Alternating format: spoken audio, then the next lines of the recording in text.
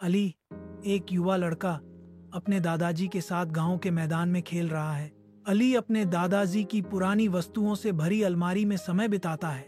दादाजी कहते हैं, यह एक पुरानी घड़ी है जो कभी मेरे परदादा के पास थी। अली अपने दादाजी के घर में घड़ी के पास बैठा है, पूरी तरह से खामोशी में डूबा हुआ है। घड़ी की टिक टिक अली को समय का महत्व समझने की प्रेरणा देती है। समय बर्बाद मत करो। अली हैरानी से घड़ी की ओर देखता है, उसकी बातों पर गौर करता है। अली अविश्वास में खड़ा है, क्योंकि गांव के स्कूल को बंद करने का सामना करना पड़ रहा है। चिंता की एक लहर उस पर छा रही है।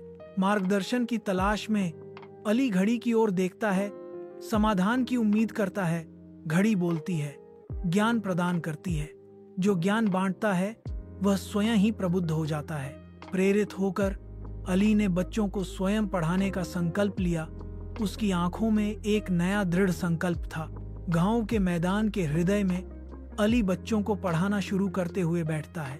अली के पाठों की ओर आकर्षित होकर बच्चों की संख्या बढ़ती है। गांव के बुजुर्ग शामिल होते हैं, अपना समर्थन और ज्ञान प्रदान करते हैं। अपने दादाजी के घर में अली घड़ी के पास बैठा है, इसके रहस्यों को उजागर करने के लिए उत्सुक है। दादाजी ने खुलासा किया कि एक रहस्यवादी ने कभी उनके परदादा को घड़ी उपहार में दी थी। घड़ी रहस्यमय ढंग से फुसफुसाती है, जो वक्त को पहचान ले वो किस्मत को बदल देता है। अली गांव के बच्चों के सामने खड़ा है, एक सरल और उत्साही शिक्षक। अचानक घड़ी बोलती है, अली को समय का महत्व सिखाती है। अली एक घड़ी लेकर गांव छोड़ देता है। वह गांव घूमकर बच्चों को पढ़ाता है। वह वयस्कों को समय का महत्व समझाता है। अली शिक्षा का प्रकाश फैलाता है, जिससे लोगों के जीवन में बदलाव आता है। अली छात्रों के सामने खड़ा है, अपनी परिवर्तनकारी कहानी साझा करने के लिए तैयार है।